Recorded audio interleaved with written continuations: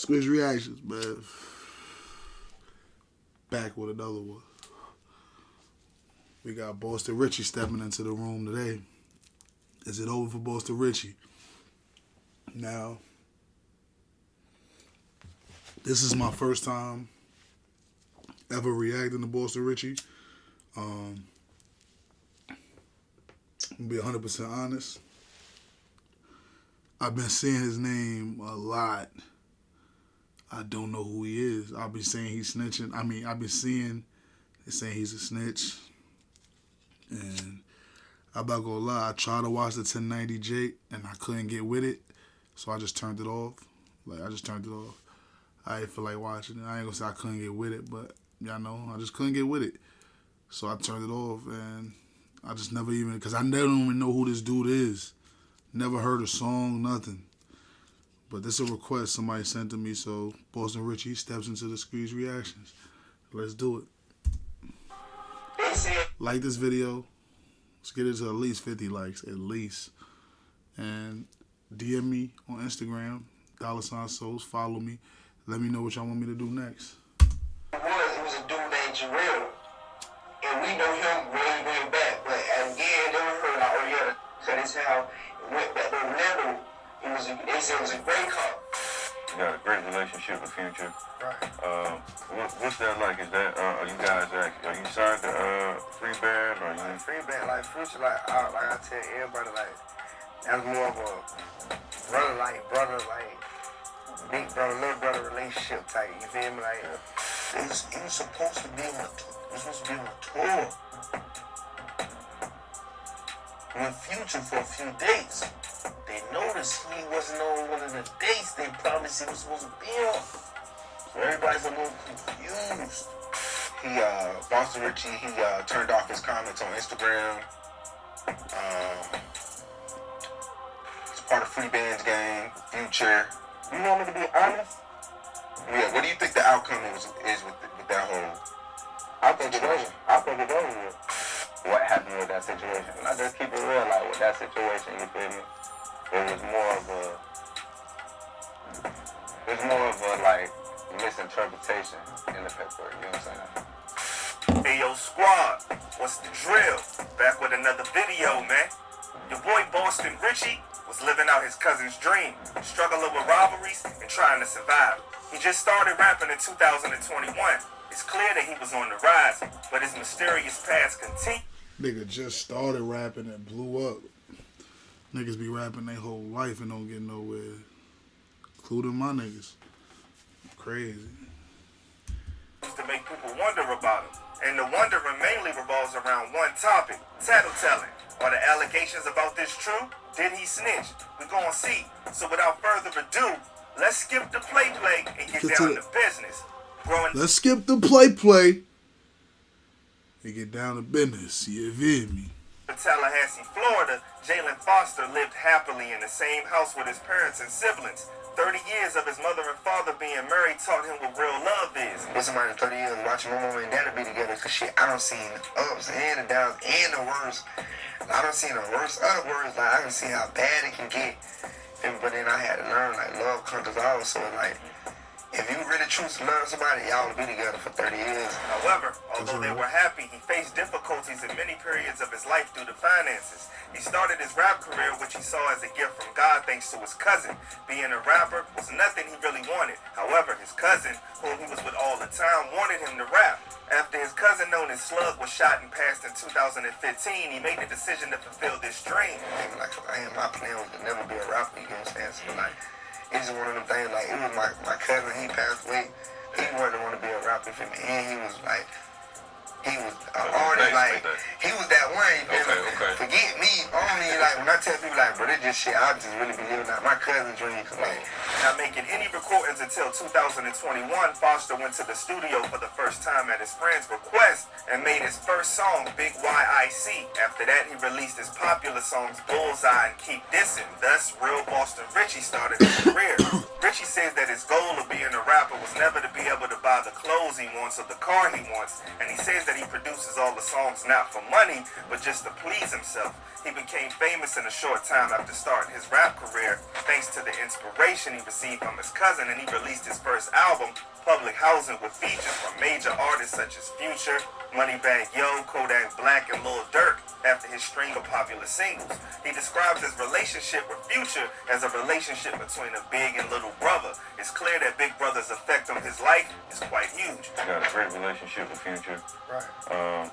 What's that like? Is that are you guys are you signed to Free Band or you? Free band, like Future, like I tell everybody, like that's more of a brother, big brother, little brother relationship type. You feel me? Like. I hope this ain't another nigga gonna try to kick the I told on my cousin line. I'm about sick of that shit right now. That I snitched on my cousin, my dead cousin. Is this another one of those? Cause if it is, man, y'all be requesting these niggas, man. When I'm with Future, like it ain't never no music. Like we probably like. After his debut album, Richey started really promoting himself to the rap world. It reached a high number of streams in a short time and gained a lot of fans. The fame he gained made him one of the most famous rappers in Tallahassee, but from what he said, the fame didn't change him, as he was in childhood, so he is now. It ain't different. Like only thing different for me is just like my record. I'm literally watching like my record life fade away in my own eyes. You feel me? Like females, they really like I've been having females, money, cars, clothes. So like it's just like more on a bigger scale now. Like. Okay, so he been getting to the bag or whatever. He been getting some money because he just started in 2021. How the fuck he get a Durk and Future and all these niggas featured, bro? How? Go for some buzzing songs? I mean, it's possible, but goddamn, he had to pay for some of them features, man. I ain't going for that. I know they mad that they worked with him. I ain't hear nobody, no rappers talk about this nigga, but the niggas on Say Cheese. The niggas that do interviews, because them niggas is... Bro, that's the only reason I know who this nigga is, bro. And I ain't gonna lie, I've been seeing him on Instagram a lot since he just dropped the album, I think. But I never heard a song. None of that shit, bro. Real shit. And I probably never going to hear a song if he really snitched. If he snitched, I'm never going to download him. So let's finish seeing this and see if he told. Yeah, my regular life actually like fading away. With his gift from God, Richey wanted to take the lives of his family, friends, and loved ones to the next level. It seems that his plans for the future were coming true. However, as he rose to fame, many rumors surfaced about his mysterious past. And I seen that he just signed for $7 million. Ooh wee, they just giving money out. There are many claims that he snitched 2 times in the past. Based on a YouTuber known as 1090 Jake, these rumors were true. As mentioned by documents he published, Richey, who was involved in a Grand Theft Auto incident in 2013... So he from Florida. Ain't 1090 Jake from Florida too, right? Or Boston? I think 1090 Jake from Florida too. So he must gone had a scoop. Yeah, y'all niggas ran down in Florida. 1090 Jake on y'all ass. Ooh wee. With 3 of his friends. According to these statements, Richey and his friends knew that the vehicle they were in had been stolen, which ultimately led to them being charged. The documents published by 1090 could not be fully verified. During his interview, though, Richey said, "N-words just hating on me, trying to blemish my image, you feel me? Because N-words know I'm the hottest out." As you can see by his words, he shows that other people are jealous of him and are trying to hinder his success. Coley, Richey's co-defendant in the Grand Theft Auto case, says in an interview that this is a complete misunderstanding. What happened with that situation? And I just keep it real, like with that situation, you feel me? It was more of a like misinterpretation in the paperwork, you know what I'm saying? Coley said that the case in 2013 was a case and a lot of things were misinterpreted. However, he denied and rejected all of the documents published by 1090, but the interviews he gave did not satisfy many people. Shortly after all of this became public info, Richey... That nigga must have paid that nigga off, man. Yo, go talk to them people, bro. Go talk to them people, bro. Let them niggas know that shit fake, bro. Here, take this 100K. Yeah, nigga, I'm getting rich, nigga. This shit can't fuck up my name, bro. Here, take this. Let's go clear that up. You my Cody. Dropped from Future's One Big Party tour. Fans have speculated that this was due to him snitching. On the other hand, he said that these were completely fabricated and the reason for his departure from the tour was a completely different matter. But something else contradicts what Richey's been saying, who's been trying to clear his name, stated that he's been moving away from all of those type of situations lately, but got caught with a loaded gun, fake ID, and some herbals while speeding in 2022. Because of this, he was fined $2,500. However, King Watson, Richey's manager, stated that the gun in the vehicle did not belong to him, and there was again a misunderstanding. Additionally, he said that the past events had to do with Richey. They keep saying misunderstanding. That nigga going in there telling them niggas, this ain't my gun, this is a misunderstanding. This is Thing gun. You feel me? This is all a misunderstanding. Y'all gonna let me go with this $2,500 fine. You feel me? According to him, he stressed that for a youngin' in Tallahassee, it might be too easy to turn to crime to make money. If you look at his record of what it could reflect, that's not him, he said. Richey grew up on the streets as is evident from his life. For a poor and impoverished teen, the easiest way to earn money was to commit a crime. He went to jail young because of this. However, although Richey and his friends say that such an event never happened, 1090 insists that these are real. Richey's fans claim 1090 got paid to spread speculation like this to prevent Richey's success. However, 1090, citing the documents he published and Richey's interrogation, says that all of the claims are true and that there are many different events going on behind the scenes. How the fuck this nigga 1090 get all this shit though? Nigga got that room interview with this nigga in the police station. How the fuck he get that? To better understand the subject, it is necessary to take a closer look at the documents and resources shared by Jake 1090. The documents Richey denied. It is apparent that Richey had cooperated with law enforcement during two separate cases, even though his co-defendant said he didn't snitch. The video Jake posted showed all of the facts. It's clear in the video that Richey is collaborating with police and snitching. Together and We've been trying to, but if you guys can't do it, how can we do it? And we've been trying to get information. We've been trying, y'all, sir, get information. Y'all ain't worried about how we boarded for my cousin, how we gotta pay all this for the street for my cousin. Y'all ain't looking at it, y'all just looking, we gotta find just. After the video was released, all his fans learned that in reality, he was a singer turned rapper, if you catch my drift. Although he is still trying to justify himself, it seems that it is not possible after the last video was released. Speaking of academics and self-defense, Richey said, there are so many N-words that don't know what the definition of snitching is and what snitching ain't. Richey also says that he doesn't need others' approval in this situation and he knows what he's doing. According to him, what he's doing is definitely not snitching. People try to hinder him because they are jealous of his success.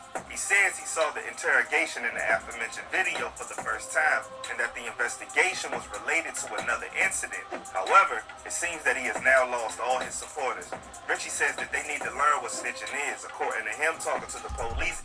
What the fuck? I'm like so confused right now. This nigga is crazy. This nigga's crazy. What the bro? This nigga's a riot. Okay. Yeah, we figured it out. Well, 1090 Jake figured it out. This nigga's crazy. Snitching is just saying what happened, but his fans and people in the rap. That nigga CEO some Charleston White shit. Nigga said, I ain't snitching, I'm setting the record straight. You hear me? That's crazy. Yeah, his rap career over before it even started. But they gave him $7 million after the snitch allegations. I just seen them. I seen that, bro. I seen that on academics on one of these niggas' pages. Posted him I don't know what label it was, but him and his niggas was in there. They was drinking, and he got the bag. That shit crazy. Throw your PS4 in the mud. It's a dirty game. Shout out to Rollo. Don't believe what he's saying because objectively speaking, the interrogation video released by 1090 shows that Richey is apparently collaborating with the feds wholeheartedly. As it turns out, 1090 Jake was completely right though.